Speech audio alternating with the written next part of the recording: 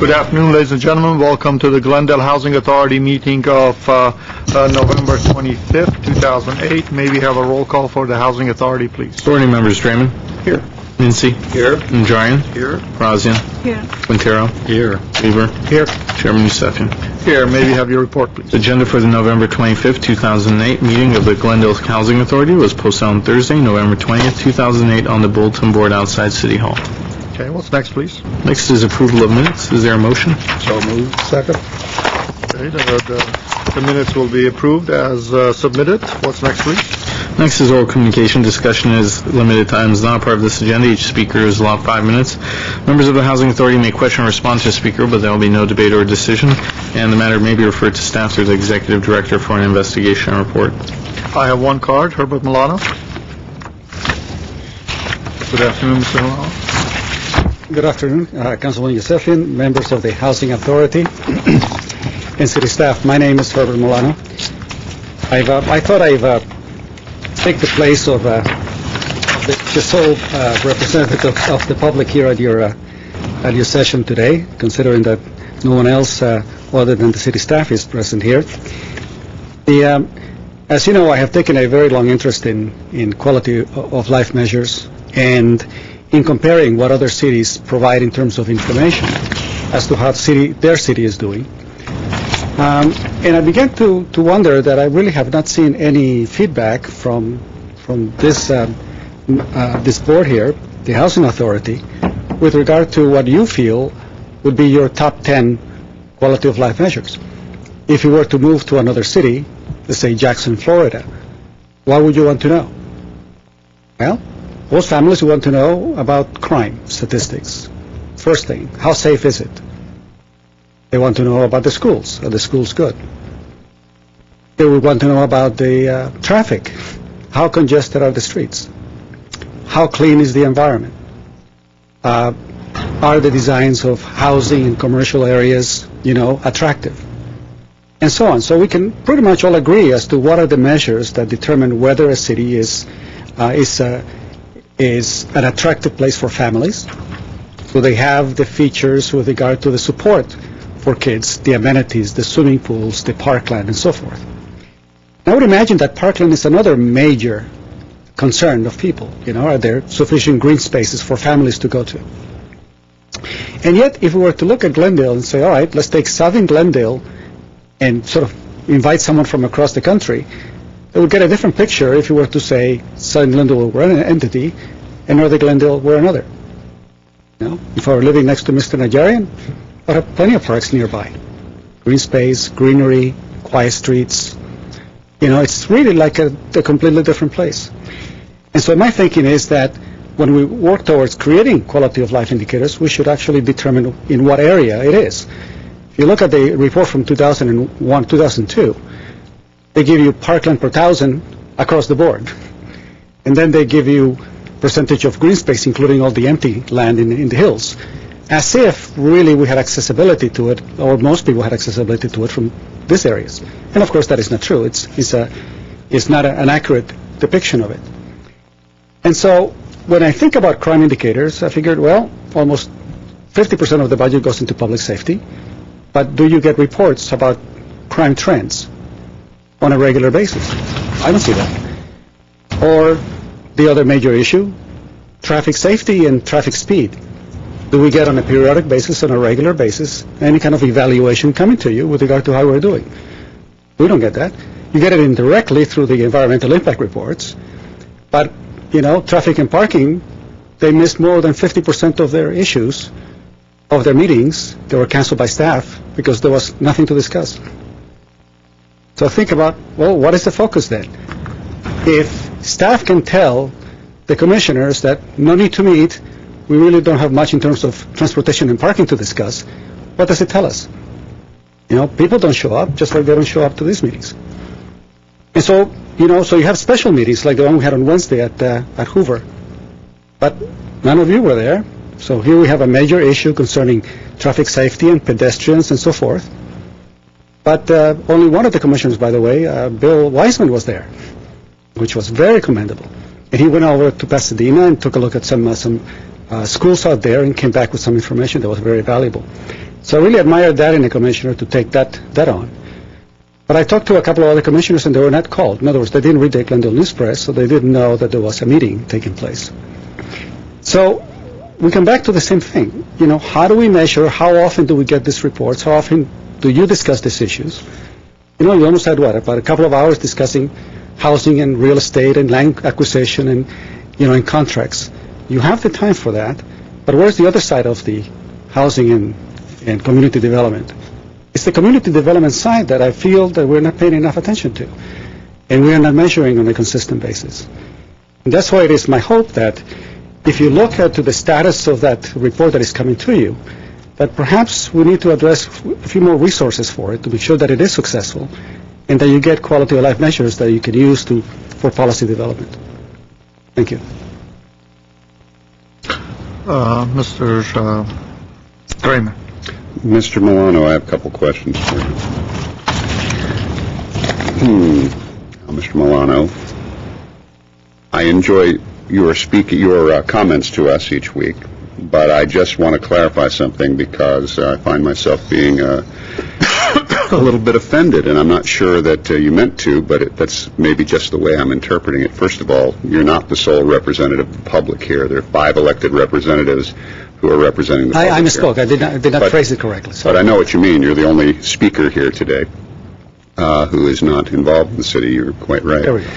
But is it your impression that your elected officials up here are neither on top of nor aware of the meetings related to the traffic and the accident issues at Keppel and Toll and Hoover? Because that is not correct, and I'm not sure that was the impression you meant, but that's why I'm asking if you could. Oh, if it's not a rhetorical question, I would say that it is very likely that you'll have an awareness of those meetings taking place. Right? But what is apparent to me is that the discussions that are aligned to that level of awareness is not taking place in a public forum. In other words, the discussions with regard to the issues that were presented. And I say that because during that meeting, there were at least a half a dozen observations made by teachers and some of the members of the residents in the area that were fairly new to Mr. Llano and the traffic engineers that were there. In other words, the issues concerning certain type of traffic speeding that takes place on some of the roads, and certain other types of potential pedestrian injuries because of the way the streets are structured. So I tried to pay attention to it. I took notes because there was no one recording this thing. And so it is that discussion, the discussion of that level of awareness and how that would turn into policy. And I say this because I brought up the issue of the traffic congestion at Hoover High School and the dangers that I saw there, because I drove to Glendale High School for a good 8 years. But I never saw anyone taking ownership of that problem, even though I presented it to traffic engineering, and I talked to the principal, and I went to talk to the GUSD, and it never took hold. So, and the same thing with the Toll Middle School, same deal. And I presented ideas, options, alternatives, but it's like there is no ownership of that. Well, let me just add, and this part isn't a question, Mr. Chair, just with regard to this. The public meeting that he was talking about, that meeting was a public meeting, one in a series of public meetings that have taken place, or meetings that have taken place. This was the public meeting at the request of this council and in conjunction with our colleagues at the Glendale Unified School Districts. These were an ever-expanding group of meetings, first with staff, their staff and our staff, then to bring in employees at the public school, the principals at the schools, and so on, the PTA as well, and then finally this public meeting. And as you know, this will also be the subject of a larger public meeting that you are aware of coming forward in the future. I just don't want to give the public the idea on such a very sensitive issue that this is somehow being ignored, shuttled off to the back. I'll tell you personally why I didn't attend that meeting. It's not that I wasn't aware of it. We're all keenly aware of every single step that's going forward. I'm sure your mayor is keenly aware. And I've had I don't know how many meetings to be updated on exactly what we're doing here. And the reason I didn't attend is because I don't want it. for my part, to become a political issue in a pre-election time where the mayor is going there looking as though we are trying to somehow politicize this as our meeting or their meeting or anything else. I want it to be an open public forum. There will be, believe me, some public discussion here and public debate that involves all of us and the GUSD as well, because they're working very hard on this as well. So anyway, I wanted to answer that, Mr. Milano, only because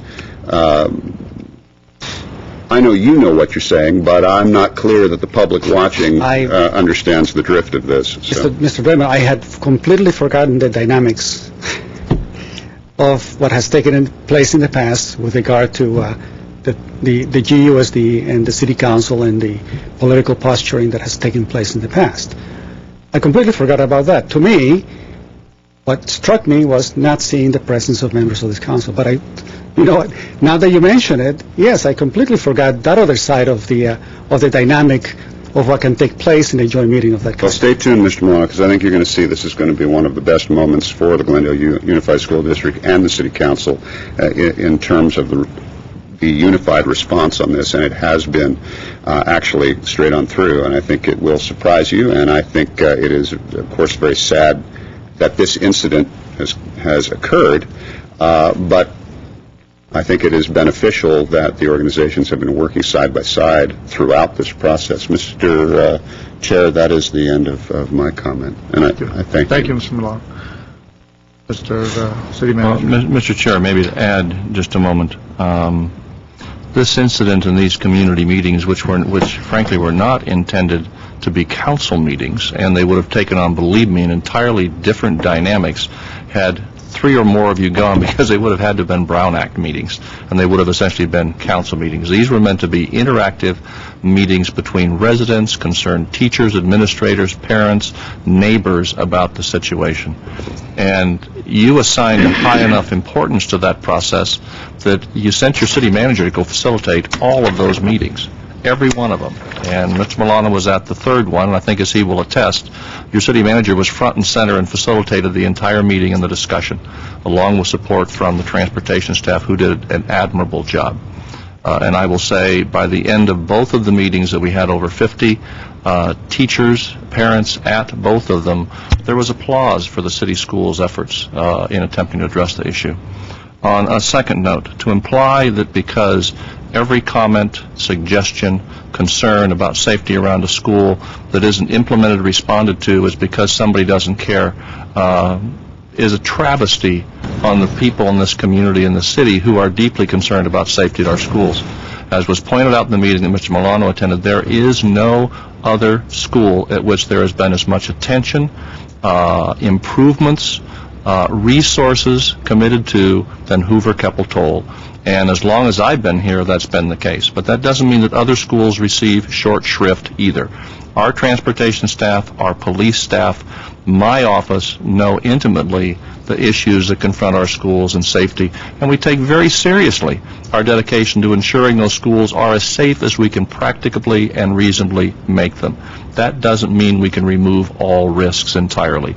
And Hoover Keppel Toll is a very good example, where we have 10 out of our 25 crossing guards assigned there, and there is almost every kind of traffic control and safety device in place in and around that school that is imaginable for a school, and we still had a tragedy like occur there.